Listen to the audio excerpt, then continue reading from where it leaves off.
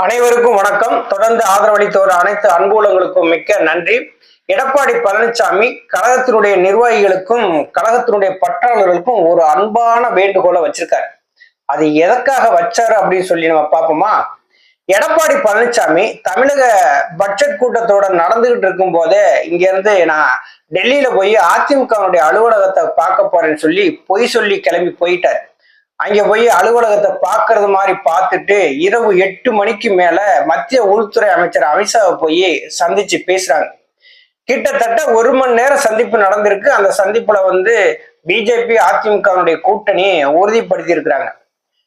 எடப்பாடி பழனிசாமி கூட யார் யார் போனா அப்படின்னா வேலுமணி, சி.வி. சண்முகம், தம்பிதுரை, கே.பி. முனுசாமி இப்படி ஆட்கள் தான் கூட போயிருக்கிறாங்க. அமித்ஷா அவர்கள் தமிழ்நாடு வர்றாங்க 2 நாள் பயணமா. முதல் நாள் தமிழகத்தினுடைய பாஜக தலைவர் தேர்வு செய்து கொடுத்து குருமூர்த்தியோட ஒரு ஆலோசனையை நடத்துறாங்க. பின்பு மிகப்பெரிய அளவுல ஒரு செய்தியாளர் சந்திப்பு நடக்குது. அமித்ஷா அவர்கள் தங்கி இருந்த இடத்துக்கு எடப்பாடி பழனிசாமி இங்கிருந்து நேர போறார். யாரை கூட்டிட்டு போறாரு தெரியுமா? ஆர்.பி. உதயகுமார், எஸ்.பி. வேலுமணி, முனுசாமி இந்த 3 பேரையும் கூட்டிட்டு போறார். செய்தியாளர் சந்திப்புக்காக மிகப்பெரிய ஒரு 7 சேர் போட்டு செய்தியாளர்கள்லாம் காலையில இருந்தே காத்துக்கிட்டு இருக்காங்க. எடப்பாடி பழனிசாமி எப்போ வருவாங்க, அமித்ஷா எப்போ வருவாங்க, ஒரு செய்தியாளர் சந்திப்பு நடத்துவாங்க அப்படின்னு சொல்லி எதிர்பார்த்து காத்துக்கிட்டு இருந்த நேரம் சாயந்தரம் ஆகி போச்சு. ஒரு செய்தியாளர் சந்திப்பு நடந்தது. அந்த செய்தியாளர் சந்திப்புலையுமே எதிர்கட்சி துணைத் தலைவர் சொல்லி பீத்திக்கிட்டு இருக்கிற ஆர்.பி. உதயகுமார மேடை ஏத்தல. ஒரு சேர் போட்டு ஆர்.பி. உதயகுமார் அந்த மேல உட்கார வைக்கிறதுக்கு எவ்வளவு நேரம் ஆகும்? எடப்பாடி பழனிசாமி அந்த இடத்திலேயே ஆர்.பி. உதயகுமாரை விட்டு கொடுத்துட்டார். தேவையில்லை அப்படிங்கிறதுனால கூட இருக்கலாம். அந்த செய்தியாளர் சந்திப்புல அமித்ஷா அவர்கள் தெளிவா சொல்றாங்க, 2026 எடப்பாடி பழனிசாமி தலைமையில பிஜேபி கூட்டணியோட கூட்டணி ஆட்சி அமையும் அப்படின்னு சொல்றாங்க. அதுல ஒரு பத்திரிகையாளர் கேட்கிறாங்க, அமைச்சர்கள்ல 1-2 இடங்கள் இருக்குமா அப்படின்னு சொல்லி கேட்டதுக்கு, தேர்தல் நடந்து முடிந்த பின்னாடிதான் அதையெல்லாம் நான் பார்க்கணும் அப்படின்னு அமித்ஷா அவர் ரொம்ப தெளிவா சொல்றாங்க.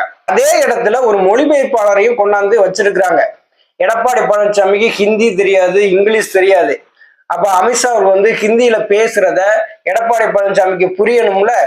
அதற்காக ஸ்ரீராம் என்பவரை மொழிபெயர்ப்பாளரா அந்த இடத்துல உட்கார வச்சு அமித்ஷா அவர்கள் சொல்றத இவர் மொழிபெயர்த்து தமிழ்ல அதே இடத்துல சொல்றார். அப்பவும் எடப்பாடி பழனிசாமி நல்லா பூம்பு மாடு மாதிரி தலையாட்டிக்கிட்டு அந்த இடத்திலே உட்காந்துட்டார். தமிழ்லையும் தெளிவா அவர் மொழிபெயர்த்து சொல்றாரு, 2026 அதிமுக பிஜேபி கூட்டணி ஆட்சி தான் நடக்கும் அப்படின்னு சொல்றாரு. அந்த இடத்தெல்லாம் விட்டுட்டு 4-5 நாள் கடந்து எடப்பாடி பழனிசாமி ஒரு செய்தியாளர் சந்திப்பு நடத்துறாரு. இப்ப எதனால அந்த செய்தியாளர் சந்திப்பு நடத்தினாரு அப்படின்னா, பத்திரிகையிலும் ஊடகங்களிலும் கூட்டாட்சின்னு சொல்லி எல்லாம் பேச ஆரம்பிச்ச உடனே எடப்பாடி பழனிசாமிக்கு ரோஷம் வந்துருச்சு. தமிழகத்தை பொறுத்தளவுல கூட்டாட்சிக்கு வேலையே கிடையாது. நீங்க எத்தனை கட்சிகளோட கூட்டணி போட்டிருந்தாலும் ஒரு கட்சி தான் ஆட்சி அமைக்கும்.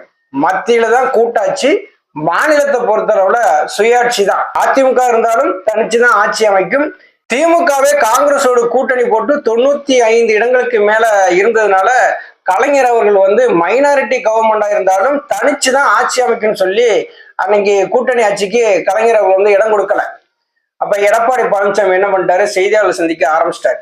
இது திமுகவினுடைய பொய் பிரச்சாரமா இருக்கு. அவர் கூட்டணி ஆட்சியெல்லாம் சொல்லல, என் பெயரை சொல்லி என்னுடைய தலைமையில தான் ஒரு கூட்டணியில நாங்க ஆட்சி அமைப்புன்னு தான் சொன்னாரு, வேற எதுவுமே சொல்லல அப்படின்னு சொல்லி ஒரு உருட்டை உருட்டிட்டு போயிட்டாரு.